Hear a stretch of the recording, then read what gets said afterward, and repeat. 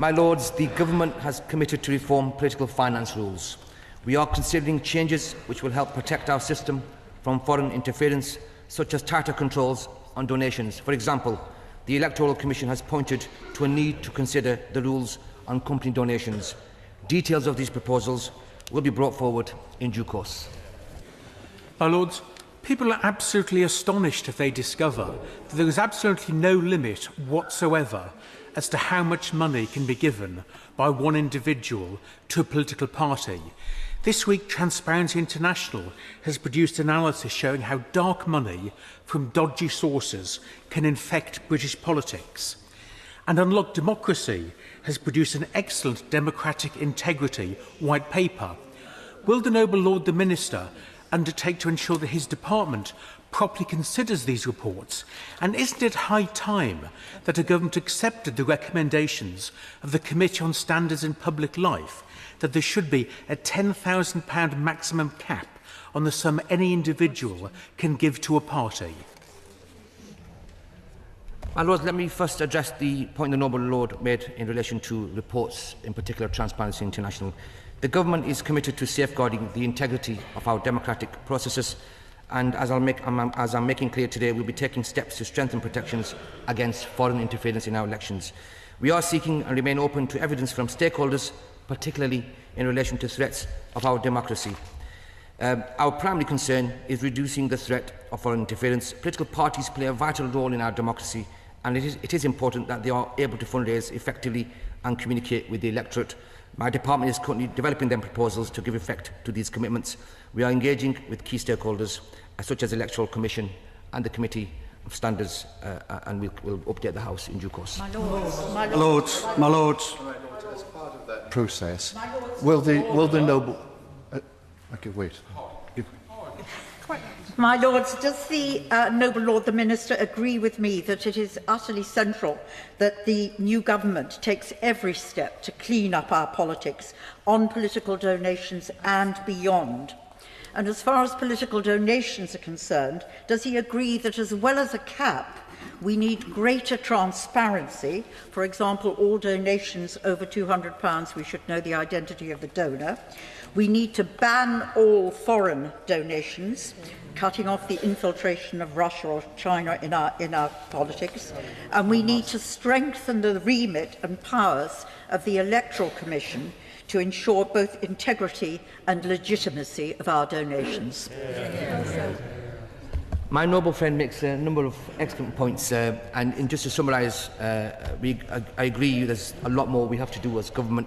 We are committed, we did commit in our manifesto to protect democracy by strengthening the rules around donations to political parties. While it is clear that foreign donations to political parties are not permitted, the government recognises the risk posed by malign actors who seek to interfere and undermine our democratic processes. We will take necessary steps to ensure effective controls are in place to ensure democratic processes are safeguarded. Further to the question by the Noble Lord Renard, the largest ever donation made to the Liberal Party was made by a convicted fraudster, Michael Brown.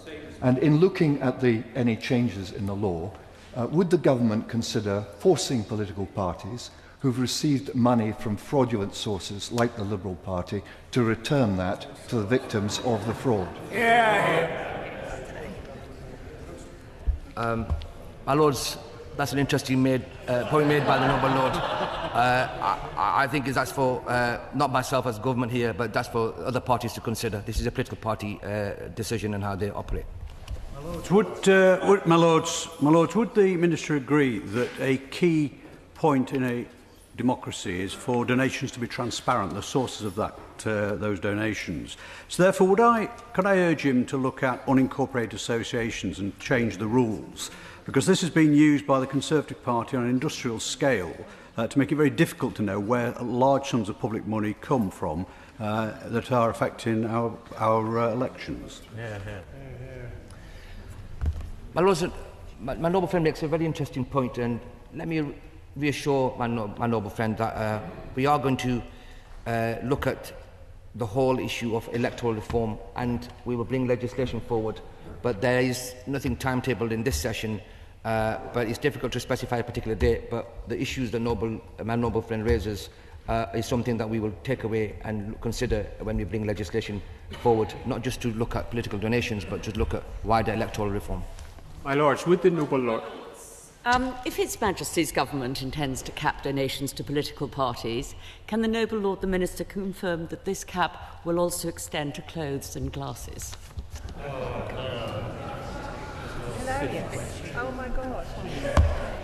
My Lords, all I can say on that particular point is the point the noble lady makes isn't relevant to the question that's been asked by the noble Lord Renaud today.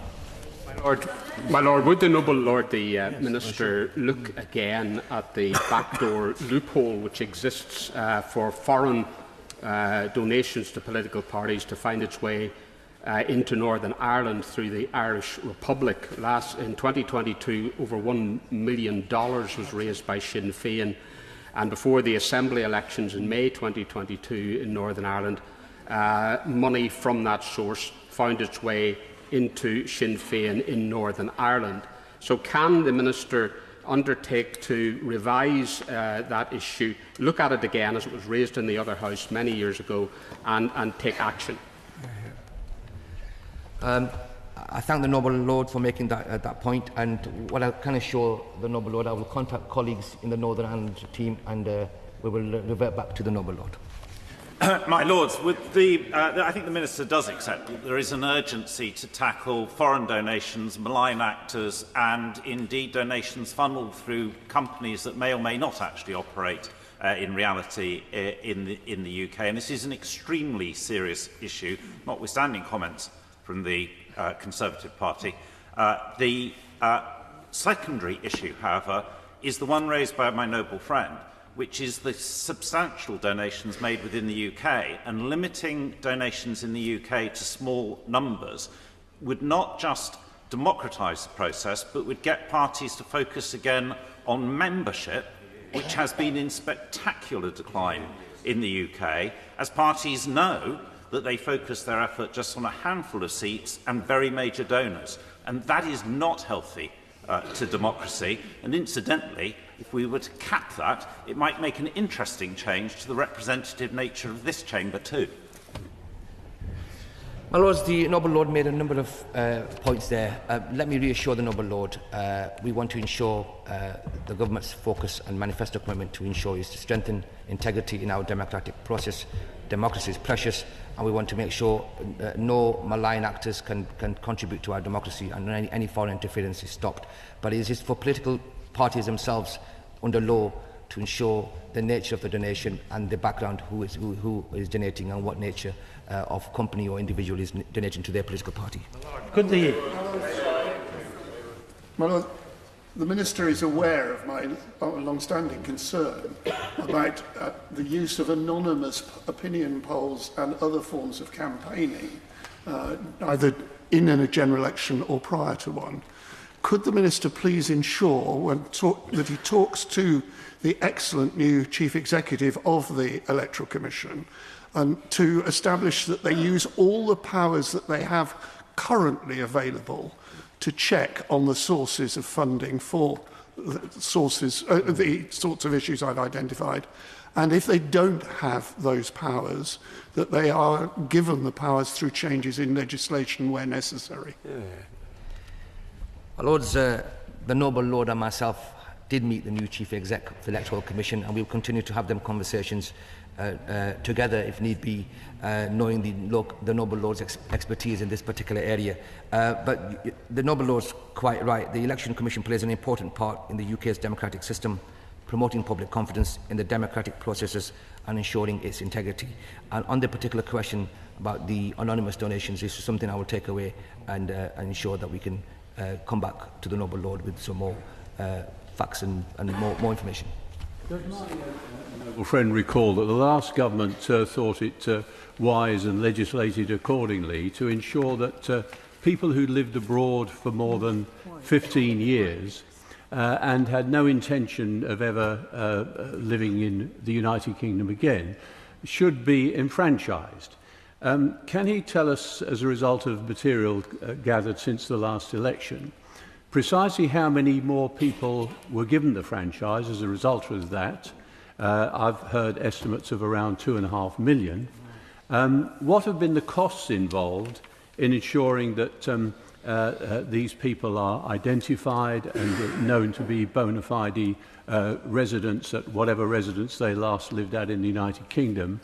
And finally, can he tell us how many people, what proportion, actually exercised their right to vote of these 2.5 million? And he won't be able to answer all that now, but will he please send me an extended reply? To the Noble Lord's surprise, I will be able to answer the very question. In terms of the total number of overseas voters registered was 191,338 as per the Election Commission's recent report on the 2024 general election. But the Noble Lord makes a very interesting point. Overseas voters have the right to participate in the UK parliamentary elections, and this includes the right to donate to parties or candidates they support. But foreign money is not permitted, and it is a criminal offence to facilitate an impermissible donation. Political parties can only accept donations from registered electors. Overseas electors are subject to the same counter-fraud measures as domestic electors, including having their identity confirmed as part of the registration process. And to the other questions, I will write to the Noble Lord.